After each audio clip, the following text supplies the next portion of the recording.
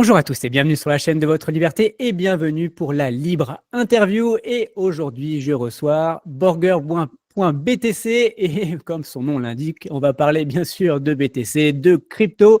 Et en fait, pour vous donner du coup un peu l'info, comment je l'ai découvert, et ben, on se suivait mutuellement sur X et j'ai vu qu'il investissait sur Realty. Et donc forcément, on va parler donc de crypto, on va parler de Realty, on va parler d'investissement et surtout aussi, on va parler de la Suisse parce qu'il vit en Suisse et ça m'intéresse de parler de tout ça. Donc, Borger, bienvenue. Salut, merci beaucoup de m'inviter sur ta chaîne. Ça me fait plaisir. Et du coup, dis-nous pourquoi tu t'appelles Borger.btc. Alors, Burger.btc, parce que quand j'ai commencé à investir dans la crypto-monnaie, il y a quelques années déjà, en Suisse, il y a une grande communauté de Swissborg, avec plein de meet-up un petit peu partout dans toutes les villes. Et puis, je me suis fait plein d'amis comme ça. Alors, moi, j'aime bien. En fait, je suis rentré dans la crypto-monnaie par le Bitcoin, comme tout le monde. Mais après, je me suis dit, j'aimerais bien participer pas mal à la communauté Swissborg. Alors, je me suis appelé Borger. Et puis, point BTC, parce que, si tu veux, les Bitcoin maximalistes, qu'on a aussi beaucoup en Suisse, qui sont très sympas, mais un petit peu fermés, ça leur faisait un petit peu, ça les embêtait un petit peu si je mettais point BTC. Et je me suis dit, ça peut être marrant. Alors que moi, j'adore la liberté. J'adore le Bitcoin pour ça. Je suis rentré vraiment là-dedans par rapport à cette idéologie-là. Mais j'aime toujours faire des petites blagues. Alors voilà. C'est assez paradoxal finalement. Enfin, encore une fois, la philosophie Bitcoin, tu l'as dit, c'est la liberté et autres, donc c'est pour ça que ça me parle. Mais souvent, au contraire, ils sont un peu fermés, comme tu l'as dit. Les maximalistes, ils sont un peu dans leur monde très fermé. Il faut qu'il n'y ait rien d'autre. Pour moi, c'est le contraire de la liberté, quoi. Enfin, si tu es sûr du pouvoir aussi de ton coin, enfin du Bitcoin, enfin, au bout d'un moment, tu n'as pas besoin de combattre les choses, quoi. Enfin, ça va devenir, pour moi, naturellement, ça va aller et ça le fait. Honnêtement, on n'a pas besoin d'avoir.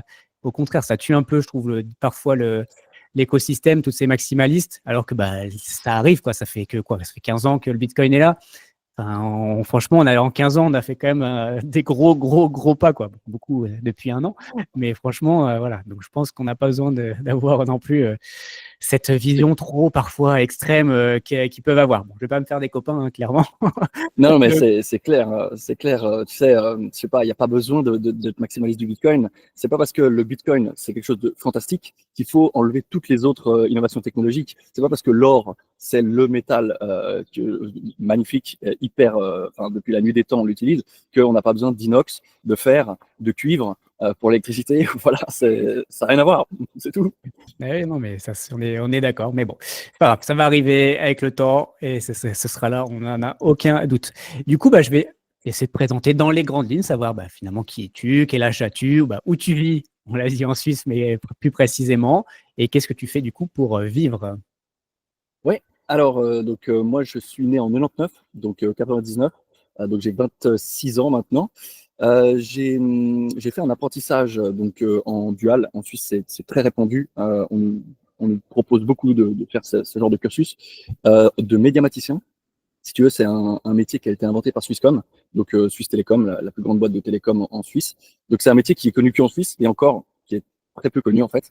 Mais ça regroupe trois branches de métiers, l'informatique, le design et le commerce. Donc on fait un petit peu de tout. Alors après ça, on peut soit monter une boîte, soit se rentrer dans une école pour voilà, choisir notre branche favorite. Et, et du coup, moi, ce que j'ai fait, donc j'ai une petite anecdote à ce sujet parce que c'est un petit peu le basculement de ma vie entre voilà, mes études et puis ma vie d'adulte, entre guillemets. Euh, à la fin de mon apprentissage, je devais faire un grand dossier de fin d'apprentissage, de fin d'études. Et puis, j'ai fait un truc vraiment excellent. Les experts m'ont proposé un job dans une grande boîte genevoise, parce que je suis genevois, quand j'habite à Genève, une très très grande boîte internationale. Et puis, j'avais pas du tout prévu de rentrer dans le monde du travail tout de suite. Moi, ce que je voulais faire, c'est voyager. J'avais prévu de faire Saint-Jacques-de-Compostelle à pied depuis Genève. Et puis, là, il fallait que je choisisse. Tout le monde, tous mes proches, quasiment, m'ont dit de choisir le job parce que ça pouvait être super sur le CV. C'est au centre nucléaire, le CERN. Et puis, donc, j'ai choisi de partir à Saint-Jacques. Et donc, du coup, j'ai loupé le job. J'ai été qu'à Saint-Jacques et puis depuis, j'ai vraiment changé mon mindset liberté et pas rentrer dans le salariat. Donc, est-ce que c'était une bonne chose? Je sais pas, parce que c'est plus difficile depuis. Mais, mais voilà. Donc, qu'est-ce que je fais pour vivre Mais au moins, t'es maintenant? libre. Au moins, Au t'es moins, je libre. suis, au moins, je suis libre.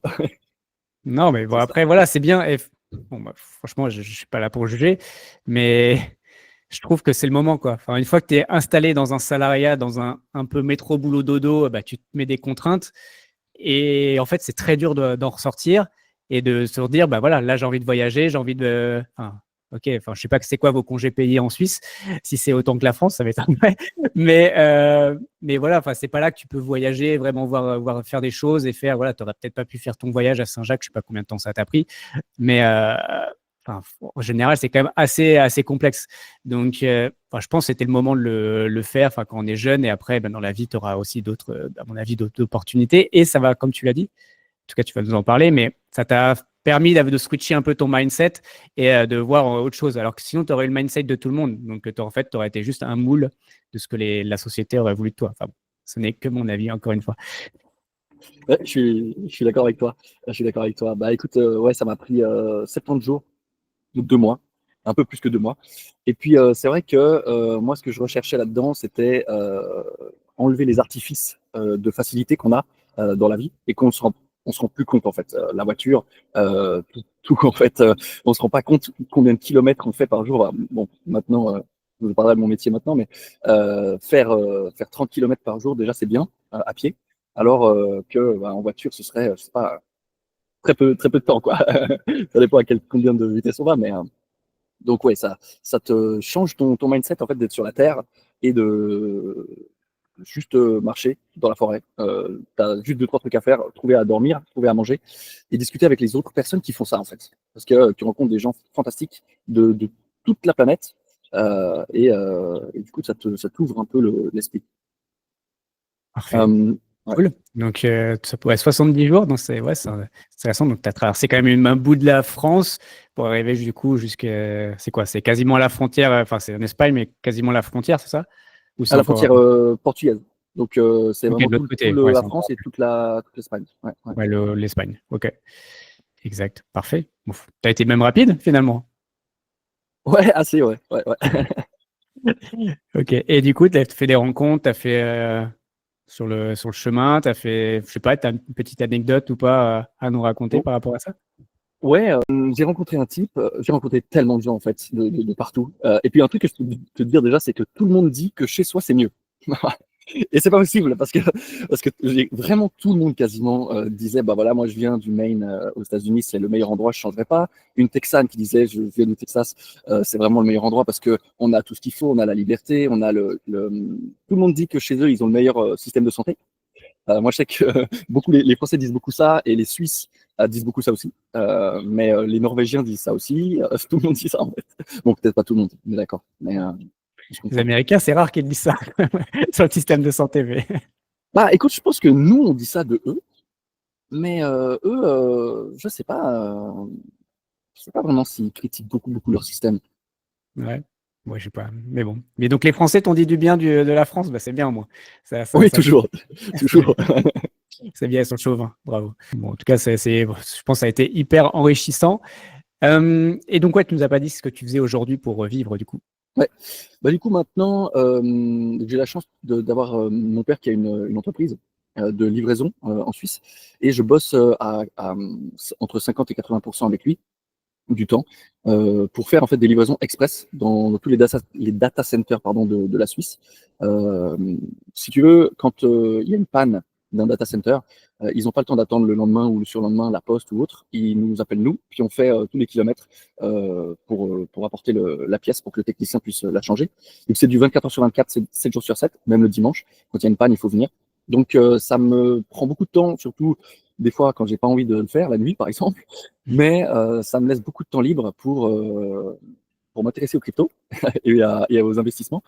Donc je fais ça, ça me rapporte un salaire. Et puis aussi des petits jobs en crypto, si tu veux. J'ai ma chaîne YouTube où je partage beaucoup d'analyses on-chain. Je me suis spécialisé là-dedans depuis quelques temps maintenant. Je fais des analyses aussi pour des petites boîtes à Genève et puis pour certains influenceurs francophones qui postent après sur leurs réseaux sociaux. Donc ça me rapporte aussi un petit peu d'argent. Et puis un nouveau job aussi dans la crypto qui est en train d'arriver. Mais ça, c'est pas encore signé, mais enfin si c'est signé, mais c'est pas encore public. Donc voilà, je On en sais pas parle. si on a le droit d'en parler. Je connais pas les lois. Alors, Ok, bon, on en alors, reparlera une prochaine fois alors. Tu verras ouais. nous parler de ça. Ouais. C'est quoi ton objectif dans la vie?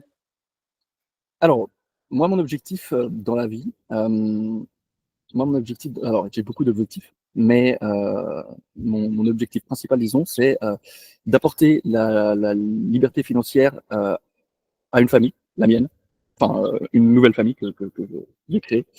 Euh, voilà, c'est ça mon objectif. C'est d'avoir ma famille et la liberté financière. Et puis ensuite, faire tout ce que je veux, tout en travaillant, bien sûr, parce qu'on s'ennuie. Enfin, travailler ça veut dire quoi? Si on parle de travailler salarié, bon, ça peut paraître négatif. Mais après, travailler, c'est tout ce qu'on fait dans la journée, ça peut être considéré comme travailler.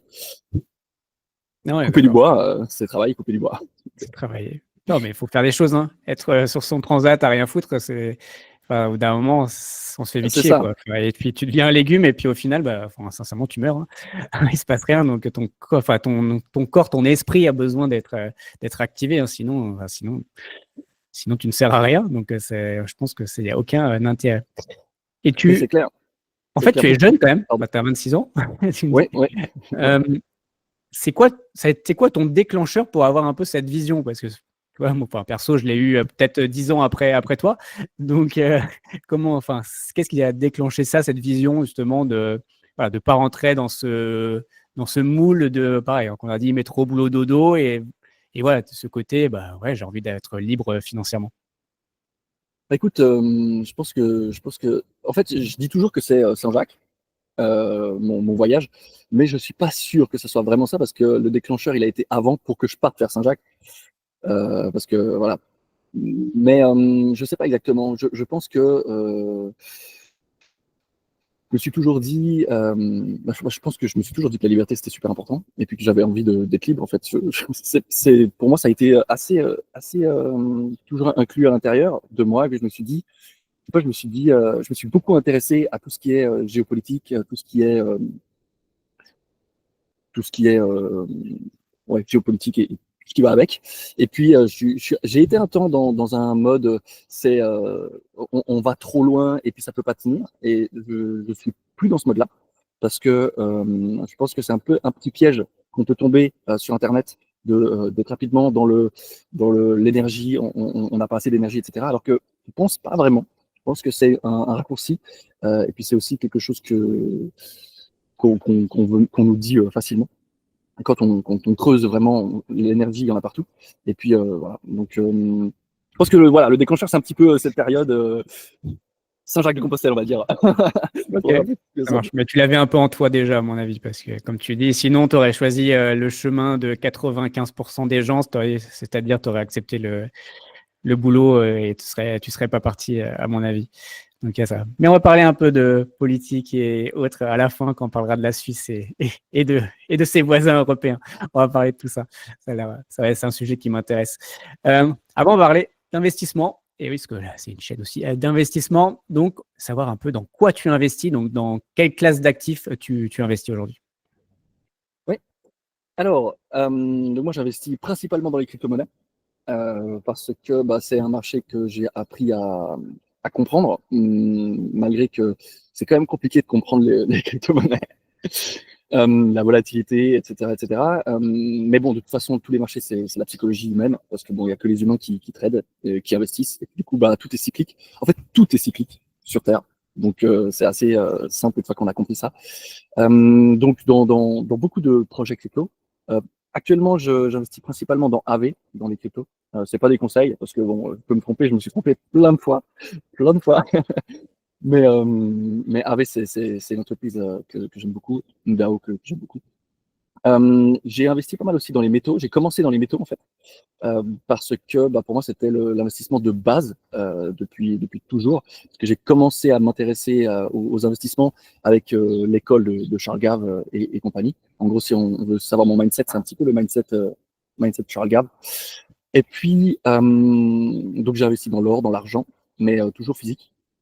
Ok. Euh, Mais bon, maintenant que je prends un petit peu de profit sur l'or, je me dis, bon, j'aurais peut-être dû prendre un petit peu d'or papier parce que c'est plus simple et il y a moins de frais. Euh, et puis beaucoup sur Realty, depuis que j'ai connu Realty, je sais plus exactement quand, mais quand il y a eu plein de holding à 10% durant 2 semaines, je crois que ça fait 1 an et demi ou 2 ans, à peu près. Et puis depuis, bah, je desserre beaucoup sur Realty. C'est une plateforme que j'adore. Et puis j'adore les fondateurs, j'adore tout ce qui va derrière. Toi aussi, ta chaîne, je la suis beaucoup, j'adore regarder tes analyses. C'est gentil. Donc voilà. Ok, donc principalement, du coup, métaux précieux, crypto, on va dire en général, même si en effet, crypto, c'est très vaste. Donc BTC, on a Ouais. compris que malgré Oui, tout, il y a du BTC, AAV. Voilà, je suis passé Ether, un peu d'Ether, voilà, pour ouais, tout ce qui est de base, et puis ouais, Ether, Bitcoin, AV, un peu de Swissborg Borg, du aussi. coup. Ouais. Le Borg, le Swissborg, et puis plein d'autres choses en fait. Beaucoup trop de choses en fait. Ouais, il faut faire des choix. Euh, c'est quoi un peu la répartition sur ton patrimoine, on dit en pourcentage, par rapport à ces différentes classes d'actifs? Ouais. Alors écoute, moi je fais la règle des 100% moins ton âge. Donc j'essaye de faire 100%, donc 100% c'est mon patrimoine total. Après, j'enlève mon âge et je mets le pourcentage que je trouve en actifs risqués et puis le pourcentage que je déduis de mon âge en fait en actifs non risqués.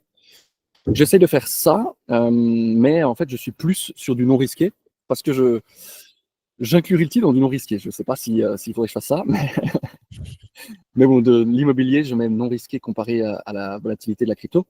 Euh, Voilà. Donc, tu es Et puis, plus sur du 25%, 26% or, on va dire, donc métaux, alors, aujourd'hui, non, même plus pas. en fait, alors si je te dis de tête là, je dois être à 60% crypto peut-être. Ouais. Bon, avec la récente baisse, ça change. Peut-être 40% ou 50%. Après, peut-être 25% Realty ou 30% Realty, 10% métaux et 10% cash. Bah, ça varie beaucoup, vu que les cryptos bougent tellement. Des fois, bah, les cryptos, ça prend énormément de place. Et puis, voilà, à la fin décembre passé, ça prenait énormément de place. Et maintenant, ça prend beaucoup moins de place parce que bah, on a divisé peut-être par 5. Donc voilà. Ça dépend quoi, mais Ouais, ça dépend quoi. ça, le BTC, il n'est pas non plus perdu à 50%, mais bon, ça dépend Oui, toujours de la proportion que tu as, du coup, entre les différents coins. Ok, donc, bon, quand même, tu es quand même sur un profil un peu plus risqué aujourd'hui, bon, ce qui est normal aussi, comme tu l'as dit. Plus tu es jeune, plus tu peux prendre des risques. Eh ben, on va parler de crypto, hein. Donc, c'est quoi aujourd'hui ta stratégie en crypto? Bien sûr, dans les grandes largeurs. ouais. Alors écoute, moi je pense pas que le cycle soit fini. Et puis je me dis que de toute façon, si le cycle est fini, c'est pas grave. J'ai le même plan. Je vais pas vendre mes cryptos. J'ai pris des profits un petit peu les mois précédents, vers 100 000 dollars, 105 000 dollars le Bitcoin. J'ai pas pris assez de profits, ça c'est clair. Mais je pense pas que le cycle soit fini pour plein de raisons, surtout des raisons macro. Il n'y a pas eu de problème dans notre écosystème crypto. C'est plutôt d'un point de vue macro qu'il se passe des choses. Je pense que le président américain fait pas les choses sans raison, qu'il fait pas les choses au bol, surtout qu'il est financier avant d'être politicien. Donc je me dis qu'il y a des choses derrière. Je pense que la politique, c'est beaucoup de blablabla. Et puis finalement, si on enlève le bruit et on lise tout ça, ça finit toujours bien. Enfin, quasiment. Des fois, il y a des problèmes, mais quasiment. Donc moi, voilà, je m'éloigne toujours de la question, je suis désolé, mais pour répondre à ta question, bah maintenant je DCA. Je DCA sur les grosses caps. J'achète pas de petits pépites. Mais et puis je construis dans l'écosystème. Donc je fais toutes mes analyses on-chain. Je travaille aussi pour des groupes à Genève en bénévole de communautés où on se rencontre. Je suis administrateur sur le groupe, je fais des analyses pour eux, etc., etc. Et puis ouais, voilà. Je DCA Ça, petit à consiste, petit. ça consiste en quoi faire des analyses on-chain, du coup? C'est quoi Bah, le but? Bah, si tu veux, l'analyse on-chain, moi je suis passé un petit peu par l'analyse fondamentale, technique, et puis finalement on-chain, parce que l'analyse on-chain, c'est regarder la blockchain, donc regarder toutes les transactions et en tirer des conclusions, enfin des possibilités, que ça soit par exemple, est-ce que beaucoup de holders sont en perte ou en gain. Donc je trouve que c'est une analyse qui est fondamentale dans l'écosystème crypto, parce que en bourse ou dans les banques, on ne peut pas vraiment voir tous les flux de transactions, tout ce que font les gens sur leur compte en banque. Et bien, ce serait très utile de voir ça. Nous, dans notre écosystème, on a ça, alors bah, autant l'utiliser.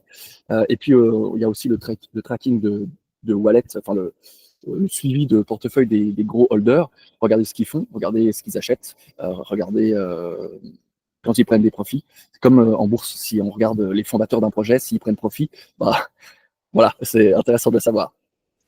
C'est souvent un mauvais signe quand ils commencent à prendre certains profits, c'est que ça pue un peu en général. Donc pour toi, ta vision aujourd'hui, c'est que le bull run n'est pas terminé, ou peut-être n'a pas vraiment démarré. Après, chacun a sa vision là-dessus, en tout cas sur la partie BTC. Est-ce que par contre, sur la partie altcoin, tu étais toujours confiant, ou est-ce qu'on va avoir une super alt season comme précédent cycle, ou est-ce que ça va être un peu plus modéré, selon toi? Bah, quand on regarde la charte du Bitcoin, on peut se dire qu'il a fait son bull run, que je me dis. Mais quand on regarde la charte des gros altcoins, ils n'ont pas fait leur bull run, la plupart. Il y en a certains, oui. RNDR, par exemple, si on regarde la charte, il a fait des beaux multiples et tout ça, mais Ethereum et des grosses caps comme ça n'ont pas fait. Alors, on a plusieurs possibilités. On peut se dire que ça n'a pas commencé.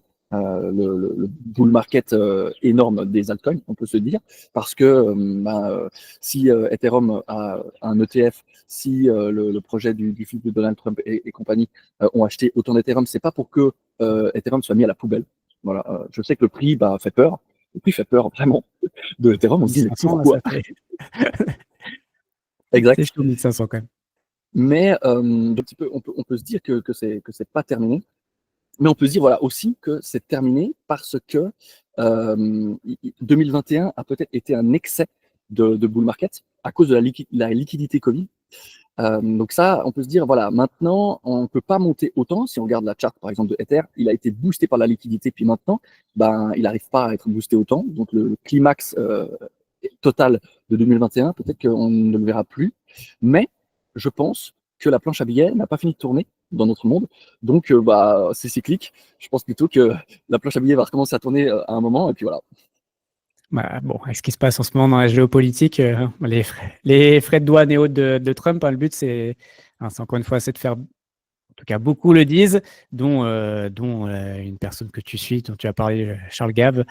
Enfin, clairement que le but, c'est de faire baisser les taux, et donc pour après se refinancer la dette américaine. Et qui dit baisser les taux égale le planche à billets, enfin blabla. Enfin voilà, il y a tout Exact. ça, et donc potentiellement, ça peut vite, très très vite repartir. Euh, Est-ce que tu investis, alors je crois que tu l'as un peu dit déjà, mais est-ce que tu investis sur du PP, je savais même pas, du pizza, je sais pas quoi, tous les mêmes comme tout pourris là, est-ce que tu as déjà fait ou pas, ou est-ce que c'est des choses qui t'intéressent ou pas du tout? J'ai déjà fait. J'ai déjà fait. Des fois, j'ai gagné, des fois, j'ai perdu. J'ai une anecdote. Mon père voulait investir sur Floki au bear market. Et moi, je lui ai dit, ah, mais tu sais, tout ça, c'est des trucs tout pourris, il n'y a rien derrière, etc., etc. Il a investi un petit peu et ça a fait x100. Donc voilà, j'aurais peut-être dû lui dire, ah, vas-y, achète à fond. All in, all in. Voilà. Et du coup, il n'a pas investi beaucoup à cause de moi. Bon, c'est pas grave, il a fait son expérience comme ça, mais sauf que le problème, c'est qu'il ne croit pas qu'il va réussir à chaque fois, parce que du coup, il va mettre peut-être plus la prochaine fois, et la prochaine fois, malheureusement, ça fera peut-être moins 100. Oui, c'est clair, c'est clair. Ça fait souvent. J'ai suivi beaucoup de whales sur Solana pour voir un petit peu ce qu'ils achetaient, parce qu'il y a tellement de meme coins sur Solana, et puis c'est très facile de traquer un petit peu ce qu'ils font. Et puis, bah, j'ai acheté un petit peu de temps en temps ce qu'ils faisaient, mais là, à 90% du temps ou 95% du temps, ça tombe à zéro. Mais ils ont tellement d'argent, ils mettent sur tellement de projets différents qu'ils doivent avoir une stratégie. Je ne sais pas comment ils font, mais quasiment tout le temps, ça finit à zéro. Donc, je sais pas. Ouais, s'ils tombent sur le bon et qu'ils font, en effet, tu fais un fois 1000, voilà, si t'en as acheté 100, tu fais un fois 1000, bah, tu as compensé, Enfin, au final, tu as gagné, hein, mais tu as fait un x10. Hein. Mais bon, c'est un pari. Hein. Passer au bout d'un moment, c'est. Je sais pas. Bon, il doit y avoir en effet une stratégie, mais qu'on n'a pas forcément. Si on suppose qu'on va faire un magnifique bull run encore, ça va arriver fin d'année ou je sais pas quand, quelle va être ta stratégie de sortie? Alors, ma stratégie de sortie, donc ça dépendra des jetons. Mais si tu veux, moi j'utilise pour les sorties, j'utilise beaucoup Fibonacci.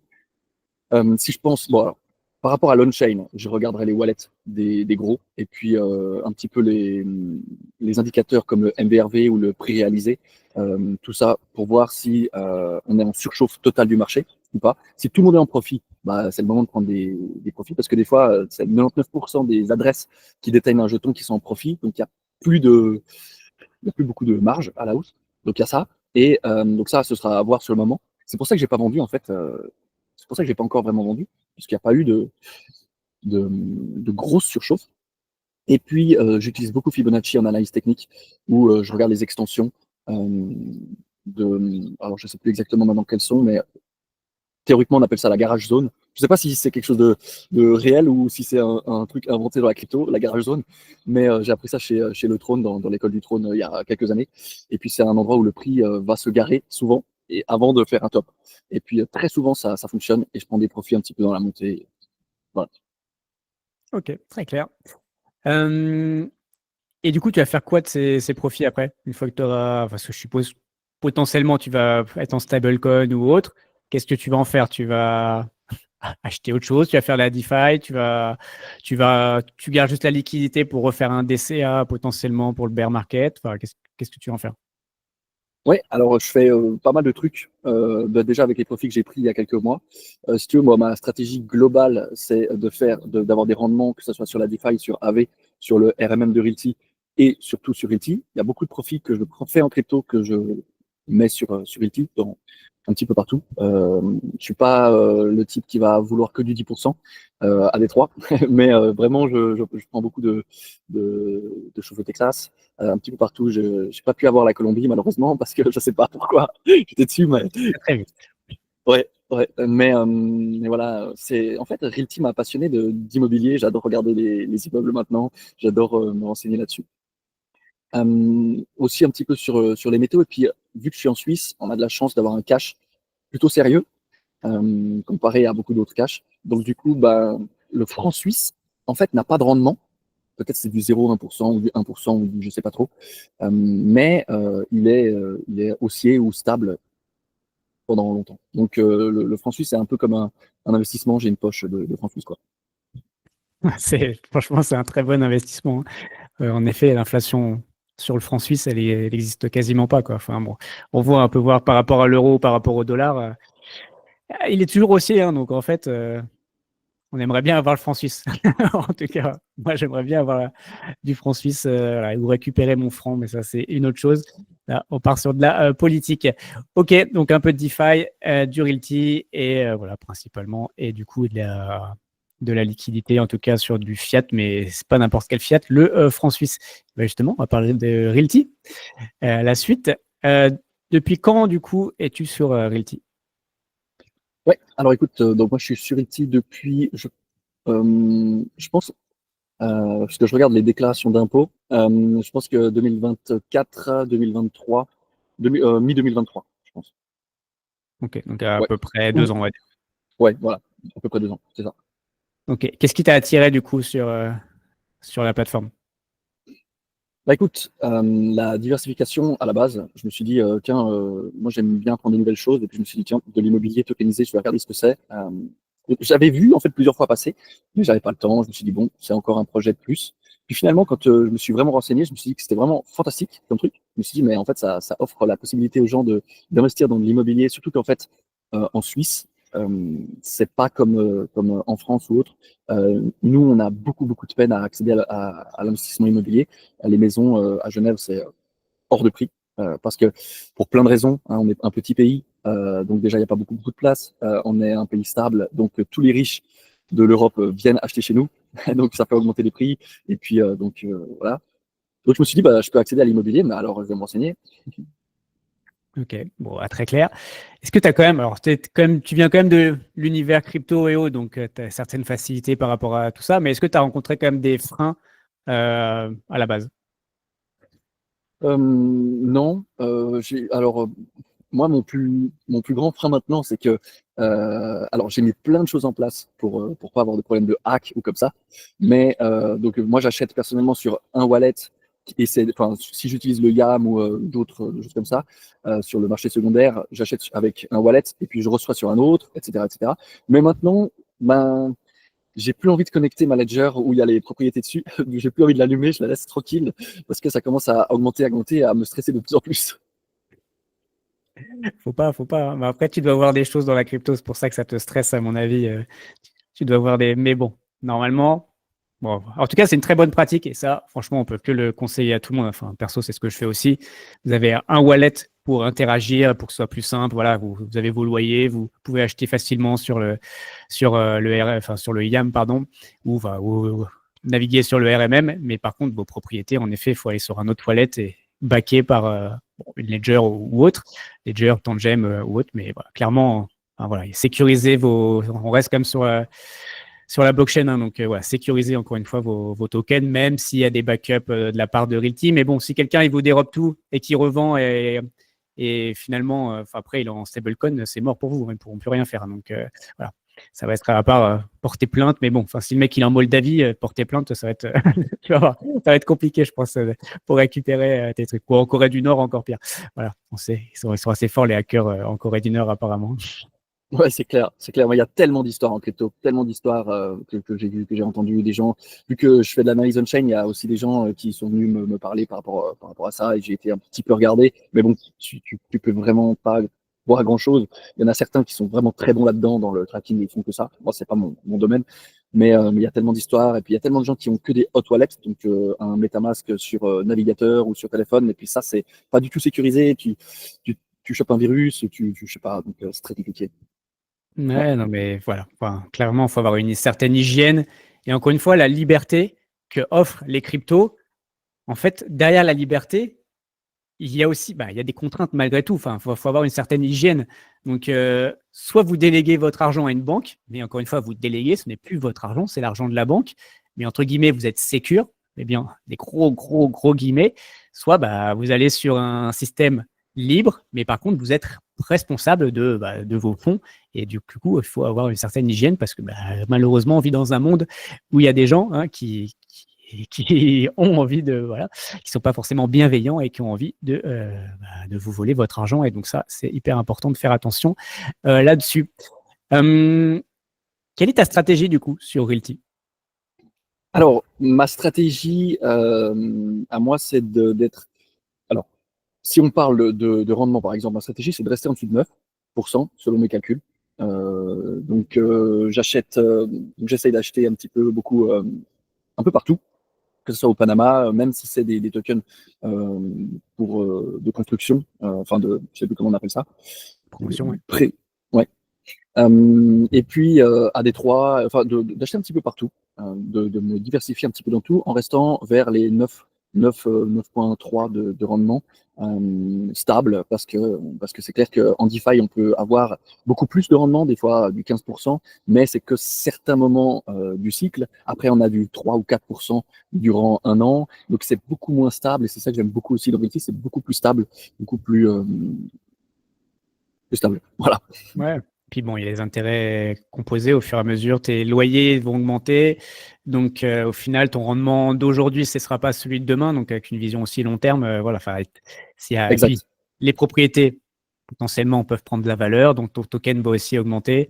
Donc en fait, ton rendement au début où tu es à 9, dans 5, 6, 10 ans, enfin sur une vision long terme, à la fin, en fait, par rapport à l'argent que tu auras investi, tu seras sur des 11, 12, enfin. Voilà, pour Ouais, avoir ouais. certaines propriétés très anciennes, il y en a certaines où je suis à 18. Hein, donc, voilà, Ah ouais, c'est plutôt excellent. sympa. Quoi. Voilà. Donc, ouais, ça, faut toujours l'avoir en tête. Certes, parfois, les rendements à 9, ça fait peut-être chier. Mais voilà, encore une fois, avec une vision long terme, ça va progresser. Alors qu'un token de dette, je ne reviens pas sur la vente aujourd'hui. Alors, au moment où on fait la vidéo, il y a une vente, il y a une vente d'ailleurs, qui va bientôt débuter. Désolé si tu voulais acheter. Je crois que ça va être compliqué pour aller au deuxième round. Mais voilà, c'est un token de dette. Le token de dette, quand il est terminé, vous avez juste votre rendement et puis c'est fini, quoi. Donc, il n'y a pas tous ces intérêts composés. Donc, c'est quand même quelque chose de très différent. Ok, donc bah, t'es plus Ouais. sur. Je te vas-y, dis-moi. Ouais, écoute, moi, donc je réinvestis toujours les loyers. Chaque semaine, c'est pas de l'argent que je prends pour dépenser, malgré que j'ai la carte Gnosis et que bah là, ce serait une super facilité. À terme, j'aimerais faire ça, mais pour l'instant, je réinvestis toujours depuis le début, à chaque fois. Et puis, dès que j'ai un petit peu d'argent de côté, je mets directement, dès que je gagne des profits, je rajoute sur Etsy. Puis, c'est clair que l'immobilier, ça augmente. Le seul bémol, je pourrais dire, que j'ai moi par rapport à ça, c'est que des fois, le dollar, il perd 5% par rapport au franc suisse, ou 10%. Et donc, du coup, bah, voilà. Alors, c'est juste ça. Le taux de change entre la Suisse et Oui. les US. Oui, à contrario de nous, entre deux shitcoins comme l'euro et le dollar, bah, mon cœur balance Exact. quand même bien plus vers le dollar, mais par contre, entre du franc suisse et du dollar, ouais, là, je comprends que c'est pas pareil, quoi. Enfin, pour le coup, ça fait peut-être un peu plus chier, clairement. Donc bon, ça pour le coup là, tu prends, en effet, c'est vrai que tu prends un certain risque par rapport quand même par rapport à ça. Transformer tes francs suisses sur du dollar, c'est même si le dollar reste le dollar encore aujourd'hui, mais c'est sûr que c'est plus avantageux pour nous, euh, pays vivant sous l'euro, parce que clairement, l'euro est clairement moins bon que le dollar, ça c'est une certitude.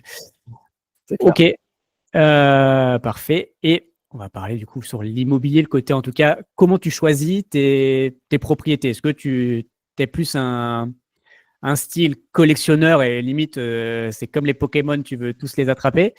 Ou est-ce que tu es plus vraiment sélectif et de se dire, bah, là, parce que celle-ci, j'ai peut-être trop de détroit à ce moment-là et je préfère un peu ailleurs ou bah, j'en ai pas assez dans ce quartier-là. Voilà. Comment tu fais pour vraiment sélectionner tes propriétés? Alors moi, je dirais le critère principal, c'est le prix d'achat s'il est cohérent ou en dessous du marché. Moi, je déteste acheter en dessus du marché, surtout même tout ce qui est marché secondaire, toutes les personnes qui vendent beaucoup trop cher. Je regarde pas le yield parce que j'ai discuté avec certaines personnes, mais c'est une stratégie que je comprends pas, enfin que je n'arrive pas à intégrer, à faire moi. Vraiment, il faut que l'immobilier corresponde au prix de l'immobilier ou en dessous. Donc dès que c'est vraiment en dessous, c'est là où j'aime beaucoup acheter. Même si on est à du 7% au Texas, enfin, du 7%, c'est déjà très bien pour de l'immobilier. Enfin, pour nous, en Suisse, voilà, 7%, c'est très bien. Et du coup, oui, après, quand je descends un petit peu, je descends vers 9% de rendement, bah, je rachète un petit peu à Détroit quand il y a bah, surtout sur le marché secondaire, en fait, parce que maintenant, il y a des propriétés sur le marché secondaire qui n'ont pas été encore réévaluées, qui sont un tout petit premium, presque rien. Bon, c'est très rare, mais j'ai quelqu'un de la communauté là qui m'a passé un bot Telegram qui est super, pas pour acheter, hein. Ne me tapez pas, je le fais à la main, mais pour être alerté quand il y a des nouvelles offres. Et puis du coup, moi, je suis très souvent avec mon PC pour faire des choses. Et du coup, ben, j'ai toujours le YAM ouvert. Et puis, tac, je me connecte et puis j'achète. J'ai toujours une petite poche de liquidité. Et du coup, petit à petit, peut-être une fois par semaine, j'ai une bonne opportunité d'acheter quelque chose entre 9 et 10% ou 11 de l'époque. Et du coup, bah, j'achète dès que je peux. Voilà, pour remonter mon. Ok, parfait.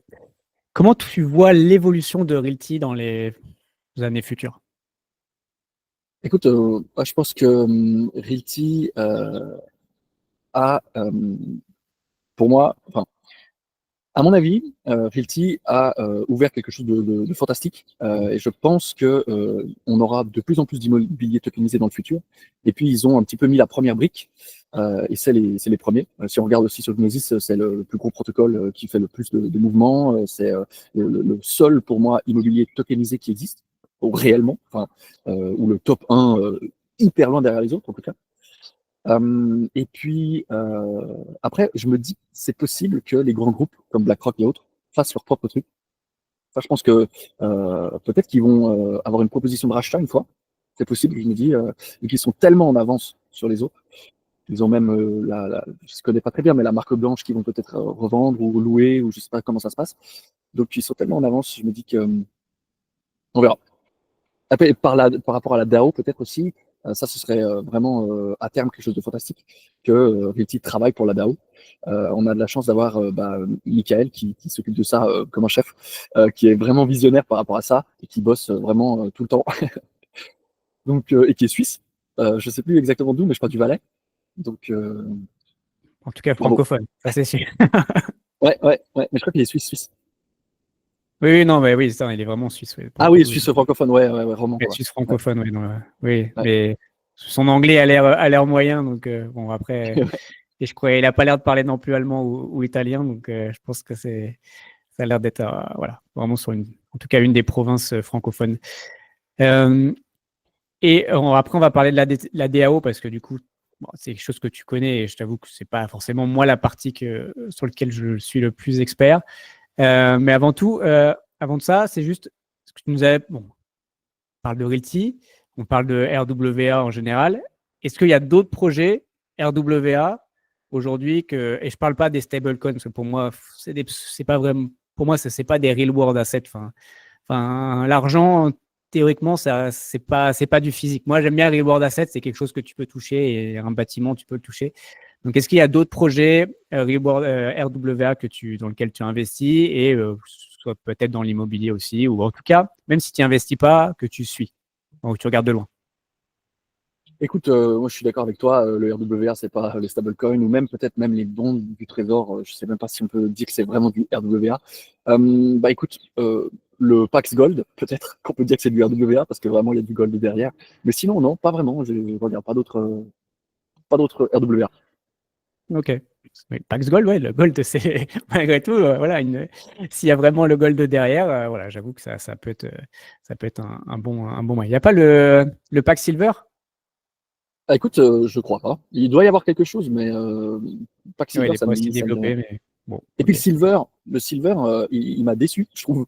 Franchement, j'avais entendu pas mal de théories là-dessus, comme quoi, par exemple, le gold, c'est la réserve de valeur, le cuivre, c'est la réserve, enfin le truc industriel, et puis le silver, il est entre la réserve de valeur et puis le truc industriel, et qui a un peu de la peine. En ce moment, il a de la peine Il a à, fait 50%, hein. C'est pas très dégueulasse, hein. récemment, ou bien? Très récemment, ou bien? Bah, dans Parce qu'il l'année, y hein, a, parce que moi, je voulais en acheter la récemment. Enfin, on était dans les 20 en euros, dans à peu ouais, près 20, 22 euros, et là, on est à plus de 30. Donc, il a pris quand même, ok, ouais. il a pris quand même pas mal. Donc, et je suis un peu vénère de ne pas avoir fait. Bon, pour le coup, il rattrape un peu son retard sur le gold. Voilà, il est un peu à la traîne, mais il rattrape quand même son retard. Alors, il n'a pas fait le même parcours que le gold sur la période, mais oui, il rattrape un peu. Franchement, il est pas si mauvais que ça. Mais après, voilà, le silver, J'ai trop il- l'habitude des cryptos. J'ai trop l'habitude des charts de la crypto, je crois. ouais, voilà. Bon, c'est sûr que si on fallait choisir entre le silver et le BTC à un moment, ouais, il aurait mieux fallu BTC. Mais bon, voilà. Ça reste quand même des bonnes, à mon avis, des bons investissements, bons pères de famille, comme on dit. Ok. Et ben voilà, on va parler de la DAO parce que clairement, je ne sais pas quoi en penser, moi. Pour l'instant, au stade où on en est aujourd'hui de la DAO, pour moi, je sais pas, je trouve qu'il passe trop de temps aujourd'hui, en tout cas, Michael, notamment, sur la DAO pour ce que ça apporte. En tout cas, c'est ma vision aujourd'hui. Euh, alors peut-être que ça construit pour le futur et ça, je veux bien l'entendre. Mais alors toi, quand même un peu, enfin cette vision-là, peut-être avec AAV ou peut-être, je sais pas s'il y avait une DAO sur Swissborg ou autre, enfin ce genre de choses. En tout cas, côté communautaire par rapport à tout ça, qu'est-ce que toi tu en penses sur ça? Ouais, écoute, peut-être que c'est trop tôt. À terme, Swissborg aussi veulent faire quelque chose comme ça. Euh, mais euh, mais c'est peut-être trop tôt de passer beaucoup de temps dessus.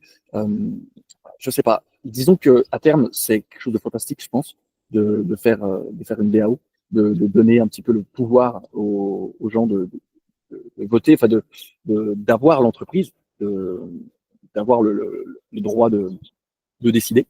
Mais c'est vrai que peut-être que pour l'instant, c'est peut-être un petit peu tôt, peut-être, de passer autant de temps dessus. Je me rends pas compte le temps qui passe dessus.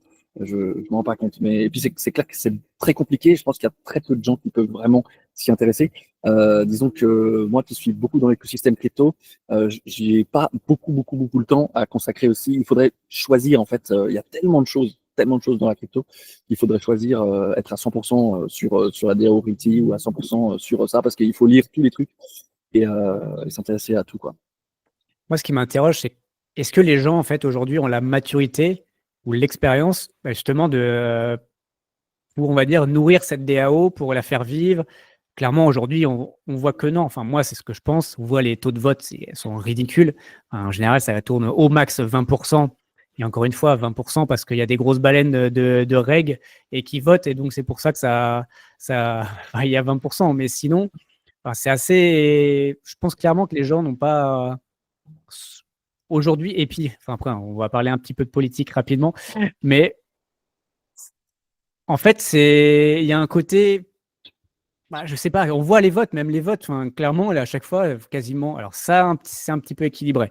Voilà, c'est peut-être pas mal, mais la plupart des votes, c'était 95% oui. Alors, excuse-moi, 95% oui, dans une démocratie, ça n'existe pas. Enfin, techniquement, il y a des gens pour, il y a des gens contre. Enfin, si tu comprends les choses, voilà, ça s'équilibre plus ou moins. Après, au pire, même, ça peut être du 80-20 si tu veux, mais 95, ça n'existe pas. Donc, sinon, c'est plus une démocratie. Donc, ouais, il y a certains ça, ça me dérange et ça peut être un côté, peut y avoir un côté, bah voilà, quelques grosses whales qui peuvent finalement s'accaparer la chose. Et je vois plus presque un danger à ça que justement une forme de liberté comme on veut la donner. Enfin voilà, moi ça m'interroge un peu sur ça. Après, encore une fois, la DAO ne possède pas Realty. Realty.co a son activité et la DAO, elle a, enfin, comment dire, en effet, c'est Realty.co travaillerait pour la DAO, mais c'est pas exactement enfin, c'est pas la DAO qui est vraiment la société qui possède tout et qui fait tout. Enfin, c'est vraiment deux entités différentes, mais je pense que c'est assez complexe pour tout le monde, cette vision-là aujourd'hui, parce que c'est trop tôt, clairement. Ouais, écoute, je suis un petit peu de ton avis. C'est clair que à terme, je pense que les DAO, ça va prendre beaucoup de place dans la société. Enfin, j'espère. Parce que je pense qu'on peut faire confiance. En fait, c'est compliqué de faire confiance. Il faut faire confiance aux gens et puis on voit que la plupart du temps, les gens ne sont pas habitués à prendre des décisions. Et ils se disent toujours, c'est un petit peu la théorie des jeux et tout ça, ils se disent toujours, bah voilà, je vais voter pour avoir le plus de règles pour moi ou le plus de rendement pour moi ou tout ça. Et puis à chaque fois, ça finit par en fait pomper toute l'essence vitale du truc. Et les gens ne se disent pas, bah voilà, en fait, je vais. Mais il y en a qui se disent, il y a beaucoup de monde quand même qui se disent, voilà, je vais faire le bien du projet parce que ça va me rapporter aussi plus tard d'avoir des choses comme ça. Et puis, c'est pour ça que AV, c'est une DAO qui fonctionne bien. Et je pense que il faut dans tout ça, dans les DAO, avoir peut-être un pool de personnes, des gardiens peut-être de la DAO, plusieurs, qui sont comme peut-être le pool de Bitcoin Maxi, qui sont les gardiens du Bitcoin, parce que bah, sinon les gens auraient peut-être voté pour avoir plus de Bitcoin ou pour avoir plus de ceci, plus de cela, puis auraient tout détruit. Je pense que voilà, peut-être qu'il faut avoir un pool de personnes, peut-être comme il y a en Suisse, un pool de personnes qui changent toutes les années, qui représentent un petit peu tout le monde, et puis qui décident pas grand-chose en fait, mais qui sont là pour la vision du projet, et pas le petit gars qui veut juste arriver, avoir le plus de rendement, en retirer le plus, quitte à avoir la faillite de l'entreprise. Peut-être qu'il faut un système skin in the game pour les personnes, qu'ils aient aussi une incentive à vouloir le bien de l'entreprise, mais quand je dis l'entreprise, c'est pas realty.co, mais c'est voilà la DAO, quoi, le pool. Euh, Peut-être comme à l'époque, il me semble que certaines banques, je ne veux pas dire de bêtises, mais dans certaines banques centrales, s'ils géraient mal, ils géraient sur fonds propres, et s'ils géraient mal la monnaie de leur pays, bah, c'était eux qui étaient cuits en premier. Et depuis qu'on n'a plus le skin in the game, bah, voilà, il y a tout qui part en castagnette. C'est clair. Ouais, vu qu'il n'y a aucune représailles, hein, tu fais de la merde là-haut, il se passe rien pour toi. Donc, c'est pas très grave, quoi. Enfin, bon, bref, on va parler un peu de politique derrière, mais c'est vrai que cette psychologie qu'il y a derrière, je pense qu'en effet, ça se rapporte vraiment beaucoup finalement à aussi, en effet, nos démocraties et tout ce qui se passe autour. Et je pense que, alors ça, on va en parler justement, c'est une bonne transition justement à la Suisse, qui est en tout cas démocratie différente que ce qu'on nous on peut connaître en France, en tout cas ce que moi je peux connaître en France, ou même il y a des Belges et autres qui nous écoutent, même le Canada. Voilà, je pense qu'on a beaucoup à apprendre de la Suisse et du coup, essaye d'un peu nous expliquer quelle est la différence entre nos deux systèmes politiques et enfin comment en tout cas ces pays, enfin, votre pays, enfin ton pays, pardon, diffèrent de nos démocraties. Ouais, bah écoute, je vais peut-être dire beaucoup de bêtises, donc Alors, beaucoup de trucs fausses ou autres, mais je vais quand même prendre le pari de répondre à la question. Bah, si tu veux, je vais pas cracher non plus dans la soupe. Mon pays, la Suisse, il y a beaucoup de Suisses qui sont très fiers d'être Suisses pour le système, pour la qualité de vie, pour beaucoup de choses que nous avons en Suisse. Mais c'est clair que c'est moins beau que ça peut paraître non plus. Mais comparé aux autres démocraties, entre guillemets, entre gros guillemets, en fait, parce que la France, ah, je ne sais pas si tu entends la tondeuse, peut-être que. Non. Ah, ok, bon, c'est fantastique, il y a quelqu'un qui fait la tondeuse alors. Euh, bon. En fait, en France, nous en Suisse, il y a beaucoup de monde qui ne considère pas. Bon, je ne suis pas représentatif en fait de la population générale, peut-être. Donc, mon voilà, cercle. donne ton avis à toi, c'est à toi que je Ouais. demande l'avis. Bah, si tu veux, moi, je ne vois pas la France comme une démocratie. Je vois peut-être c'est un pays où il fait bien vivre. C'est un pays où on n'est pas en dictature, où tout le monde ne finit pas dans les goulags. Ça, c'est clair. Où on peut marcher dans la rue, où on peut sourire, où on peut dire beaucoup de choses. Il y a des choses qu'on ne peut pas dire. En Suisse aussi, il y a des choses qu'on ne peut pas dire qui sont interdites par la loi. Est-ce que c'est bien ou pas? J'en sais rien. Mais en tout cas, il y a des choses qu'on ne peut pas dire. C'est sûrement bien, mais il y a quand même des choses qu'on ne peut pas dire. En France aussi, alors qu'aux États-Unis, c'est différent. Mais disons que en France, vous votez pas forcément, vous élisez. Et moi, j'ai beaucoup d'amis français qui disent toujours on vote. Mais élire quelqu'un qui va décider tout, c'est pas forcément voter et donner son accord à des choses. Qu'est-ce qui va se passer ou autre. On élit quelqu'un et puis bah, c'est lui qui décide ou d'autres personnes. Un petit peu, il y a les contre-pouvoirs, c'est clair. Hein, c'est pas le roi, mais bon, quand on regarde un petit Pas peu loin. comment ça, ouais, quand on regarde un petit peu comment ça se passe, et puis même une dictature en soi, je crois que Dubaï est considéré comme dictature, non? Ou je sais pas. En tout cas, c'est une monarchie, oui, enfin voilà, enfin dans le sens où il n'y a pas forcément soi-disant les mêmes libertés que nos belles démocraties, mais Voilà, moi, tout ce que j'ai entendu sur Dubaï, c'est fantastique. Il y a pas de crime, il n'y a pas de, enfin, il y a pas de problème. C'est quelqu'un qui décide, mais si quelqu'un est à la tête et qui décide bien pour les intérêts de son peuple et pour les intérêts de lui aussi, bah, voilà. Si on élit quelqu'un, euh, enfin bon, bref. En Suisse, c'est différent. On a beaucoup le droit de vote. On vote très souvent, tous les 3 ou 4 mois, sur beaucoup de choses. Et ça, c'est une chance qu'on a. Euh, mais il faut dire aussi que, si tu veux, quand on vote en Suisse, on vote sur beaucoup de petites choses, mais des fois, on ne vote pas sur des grosses choses. Et puis, bah, quand on vote non, eh bien, des fois, c'est jamais vraiment appliqué, ou c'est appliqué dans 10 ans, et puis c'est compliqué, et puis vous comprenez, l'Europe n'est pas d'accord, donc on ne peut pas forcément mettre ça comme ça. Donc, il y a des. Voilà, c'est pas si simple que ça. Donc, démocratie, c'est le pouvoir par le peuple. Donc, si on élit quelqu'un, bah, voilà, je ne sais pas si le pouvoir est dans les mains du peuple. Et puis, chez nous, on a le pouvoir pour certaines choses. Et puis des fois, on a des votations où il y a plusieurs choses dans la même votation. Donc on n'est pas d'accord sur certains trucs, on est d'accord sur certains trucs, c'est un petit peu compliqué. Moi, personnellement, je me suis dit à mes concitoyens, depuis les votations de 2020, 2021, 2022, je me suis dit, je leur laisse le droit de vote décider. Moi, je m'en fiche. Et je vote plus depuis 2, 3 ans. Quoi. Ça me dérange pas. Comme ça, les gens, je peux pas me plaindre. Je suis le truc. Je me dis, ah, bah, vous avez voté ça, très bien, ça me dérange pas. Ok. non, mais bon, l'un des meilleurs droits de vote, finalement, enfin, c'est si on n'est pas d'accord, bah, c'est tout simplement on part quoi. Enfin, je sais que c'est voilà, c'est peut-être facile à dire et c'est clairement pas simple, mais Mais t'as raison. à ton échelle, clairement, c'est pas toi qui va changer les choses. Enfin, on vit dans même la Suisse qui est quand même plus petite, bien sûr, que la France en nombre de population, mais il reste une goutte d'eau dans l'océan. Donc, c'est pas toi, individu, qui va changer les choses de psy. Donc, voilà, si t'es pas d'accord et si t'es pas d'accord avec ce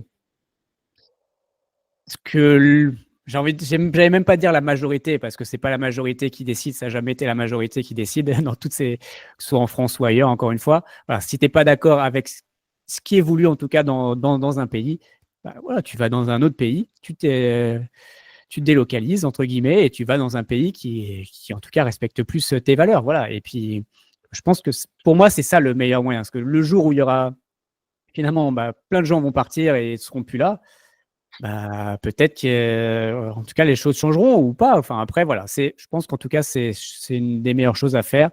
Et encore une fois, je dis ça, ok, mais j'admire les gens qui, par contre, ont des vraies convictions et qui se battent et qui consacrent presque leur vie à ça.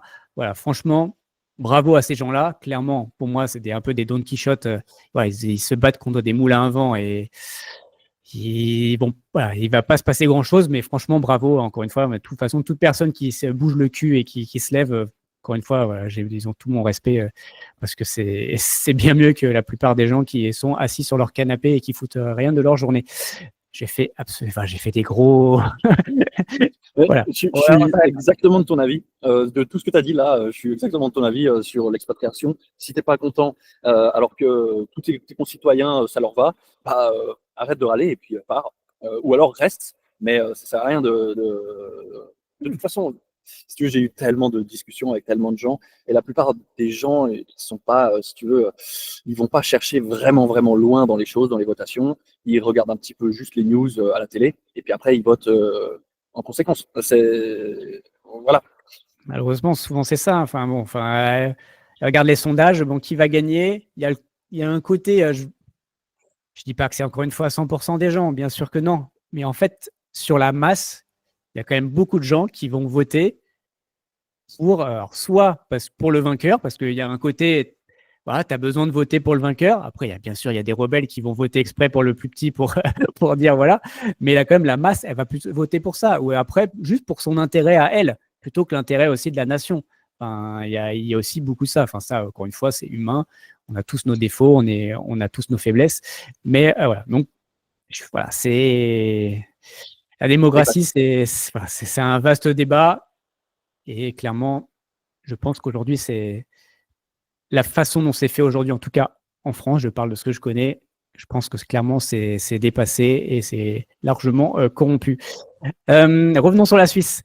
Est-ce que la Suisse est vraiment un pays libéral?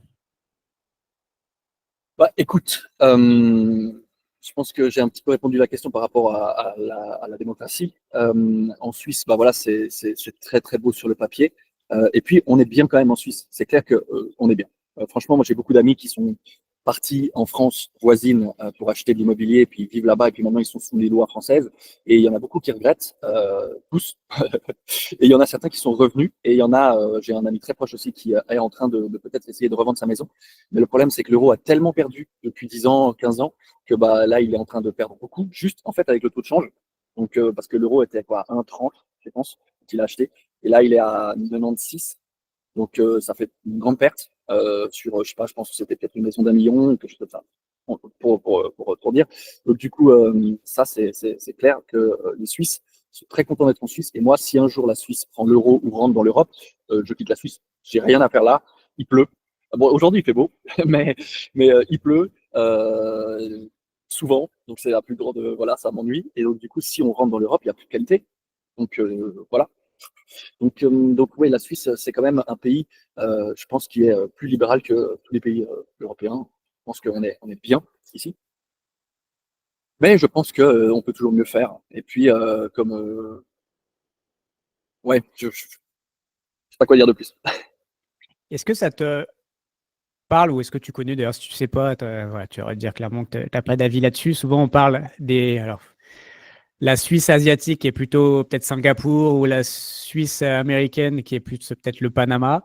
Est-ce que c'est des choses qui te parlent? Est-ce que c'est des pays enfin, ouais, qui te parlent? Est-ce que tu penses que je sais pas. Voilà. Est-ce que je te lance ça comme ça et vas-y, fais-en ce que tu veux. Écoute, je connais pas très bien. Je pense que Singapour, bon, il y a beaucoup de banques, il y a beaucoup de, c'est petit. Je pense que bon, on compare un petit peu comme ça. J'ai aussi entendu que le Liban à l'époque c'était la Suisse de là-bas, ou que le Costa Rica, c'est un petit peu. En fait, on prend un petit pays qui est riche. La Suisse, c'est un pays qui travaille beaucoup. Les gens, c'est des travailleurs. C'est-à-dire que c'est un petit peu comme une DAO qui fonctionne parce que les gens veulent le bien du pays, beaucoup. Et ça, on doit dire beaucoup merci aux Suisses allemands parce que quand il y a des votations, on voit la carte de la Suisse avec les zones les plus foncées, les moins foncées des votations. Et Suisse romande est toujours, ils votent toujours comme fonctionnerait la France en fait, peut-être. Et les Suisses allemands sont plus des Bitcoin Maxi qui, eux, ils vont dire non, nous, on garde ça, on veut garder ça. Il y a des choses, qui passent pas grâce aux Suisses allemands, enfin grâce ou à cause, ça dépend de ce qu'on pense. Mais la Suisse va voter pour avoir plus d'impôts, va voter pour travailler plus d'heures, va voter pour plus de choses compliquées, pour le bien du pays. Donc ça, c'est quelque chose qu'on aime beaucoup avoir.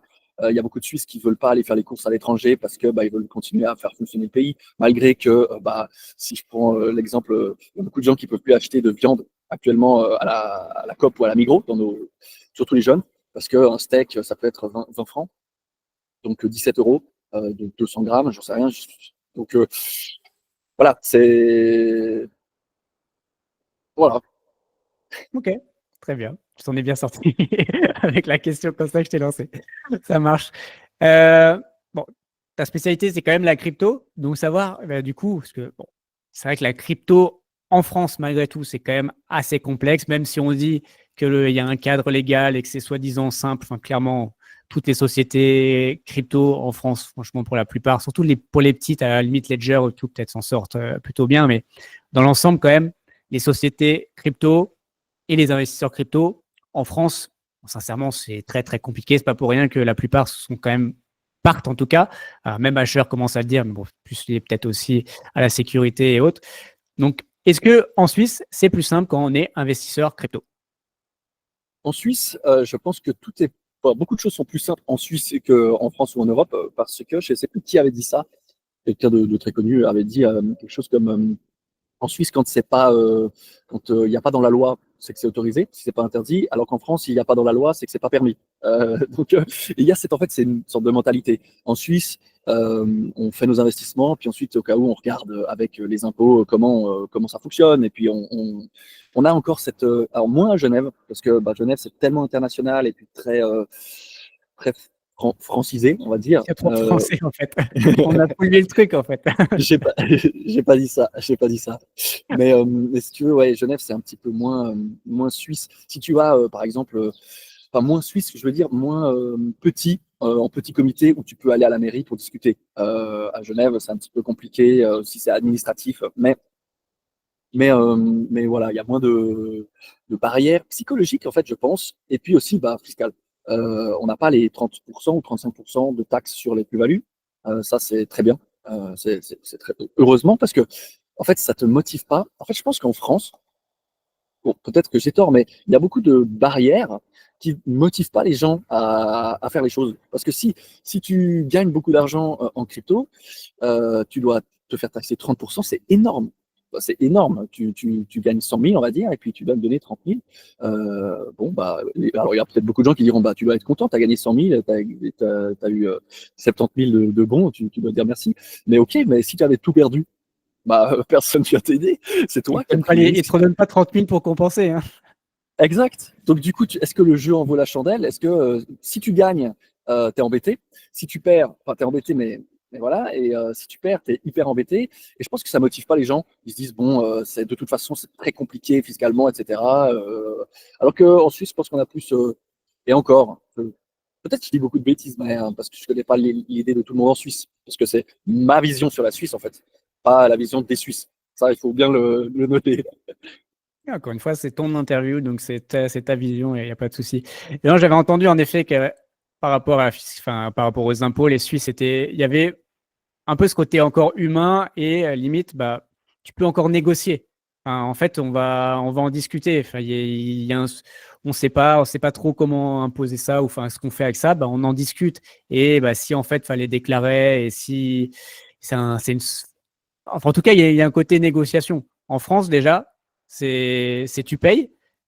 et après, et après, on va discuter. Donc déjà, c'est deux choses différentes. Il y a, la discussion, elle est pas pareille. Tu payes et après, peut-être qu'on discutera et pour tu repayes parce que c'est important, faut payer. Donc voilà, bon, malheureusement, en effet, c'est deux mentalités différentes. Mais encore une fois, on a ce qu'on mérite. Euh, ok, et ben, je pense qu'on a fait le tour sur la Suisse, à moins que tu veux rajouter quelque chose et nous dire Bah, que malgré tout, et je suis sûr que c'est un magnifique pays avec des paysages franchement magnifiques, même s'il pleut. voilà, écoute, ouais, je peux te parler de mon dernier vlog que j'ai fait sur la crypto en Suisse. J'ai fait donc le tour de la Suisse. Donc voilà, je vais gentiment bouger ma chaîne d'analyse on-chain à plutôt vlog et voyage crypto, 100% crypto. Je repars là lundi faire un tour. En fait, je vais faire le tour de l'Italie en payant en Bitcoin. Pas 100% en Bitcoin parce qu'en fait, vu que c'est un plus grand pays, il faudrait faire trop de kilomètres. Mais de temps en temps, je changerai le Bitcoin pour du papier et puis je ferai un petit peu des trucs sympas. Mais du coup, j'ai fait donc le tour de la Suisse en payant que en Bitcoin et c'est un pays qui est vraiment en avance sur ce côté-là. Donc j'ai pu le faire. Donc vraiment 100% en Bitcoin. J'ai pas dépensé de cash. Donc hôtel, restaurant, enfin nourriture, supermarché. Alors pas des gros supermarchés, plutôt des petites supérettes, des petites choses. Et j'ai dû utiliser un petit peu la méthode, des méthodes un peu voilà qu'on ferait pas normalement. Acheter du café moulu dans un café. Eux ils le faisaient pas, mais bon ils ont été sympas. Donc j'ai payé en Bitcoin, etc. J'ai rencontré des gens assez fantastiques. Et puis du coup, après, il faut dire aussi dire que c'est plus beau sur les réseaux que dans la pratique. Parce que Lugano, par exemple, où il y a la statue de Satoshi maintenant, tout le monde dit que bah, voilà, le Bitcoin est accepté, etc. Et ben presque dans tous les endroits où j'ai été soit le premier qui a utilisé la machine de paiement Bitcoin, ils m'ont dit ah bah c'est drôle, et puis je les ai aidés à faire. Soit la personne, la machine n'était pas chargée parce qu'il l'utilise jamais. Euh, voilà. Donc, soit ils connaissaient pas du tout le Bitcoin. De toute façon, je sais pas comment ils ont été vers les commerçants, mais voilà. Ok, donc bon, c'est possible, mais c'est pas encore non plus démocratisé, quoi. On va dire que c'est pas commun non plus tous les jours. Mais bon, déjà, c'est possible et à chaque fois que tu payes quelque chose, eh ben, t'as pas 30% qui doit être donné à l'État. En plus, en plus de la TVA. En France, hein, c'est les 30% plus la TVA, donc déjà, ça fait 50% pour l'État de ton moindre d'achat. C'est sympa. Aïe, aïe, Donc, aïe, aïe, aïe. en tant que Suisse, c'est déjà moins que ça. Donc après, tu vas le faire en Italie, du coup. Ça va être un effet un peu plus Ouais, peut-être ouais, écoute, différent. je pars lundi là. Donc, le temps que je fasse les montages et tout ça, dans un mois, je pense, ou un mois et demi, ça sortira.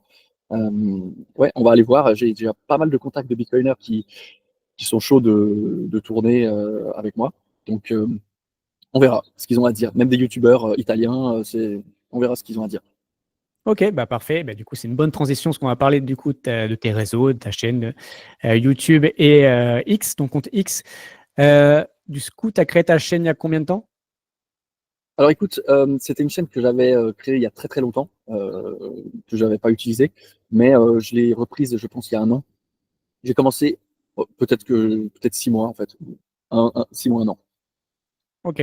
Et donc là, en effet, c'était principalement de l'analyse on-chain, mais donc tu vas switcher sur un peu plus de vlog et autour, si je comprends bien, de l'utilisation de Bitcoin.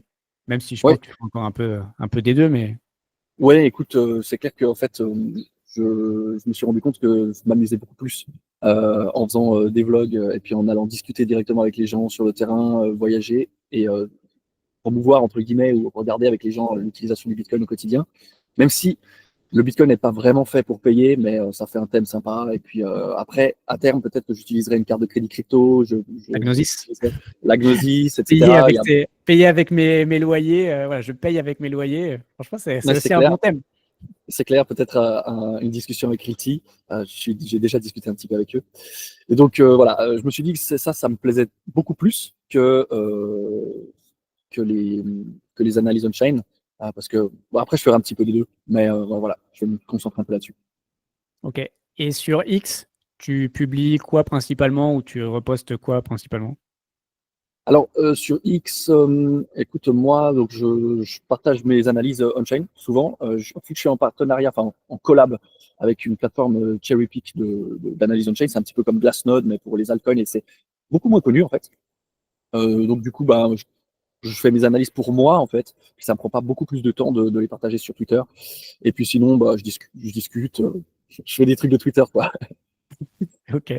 Mais bon, allez-y. Enfin, bon, encore une fois, moi, je t'avais plus découvert justement sur X. C'est là que je t'ai connu et tout. Donc, clairement, si vous voulez quand même deux, trois infos et comprendre un peu la crypto et voilà, surtout certaines analyses, moi, en tout cas, c'est comme ça que je t'ai connu et c'est intéressant, honnêtement, de creuser, de comprendre ce qu'il y a derrière. Encore une fois, quand on s'investit, entre guillemets, et qu'on investit dans un milieu, c'est bien de comprendre. Moi, j'aime bien, en tout cas, perso, j'aime bien comprendre un peu ce qu'il y a derrière, même si c'est pas mon domaine et que je maîtrise pas tout à 100%. Mais voilà, encore une fois, c'est en regardant ce qui se fait et en écoutant des gens comme toi, notamment sur des domaines que moi, je connais pas, que j'apprends beaucoup. Donc, voilà. Déjà, merci pour ce que tu publies, du coup. Merci à toi. Euh, Merci. et du coup, c'est quoi tes projets à court, moyen et long terme? Écoute, moi j'ai quand même pas mal des petits contrats dans la crypto, donc il faut que je continue que je bosse là-dedans. Alors voilà, mes projets professionnels. Et puis bah, faire des vlogs, partir à gauche, à droite, faire des partenariats avec des boîtes de la crypto, des boîtes qui sont aussi à fond là-dedans.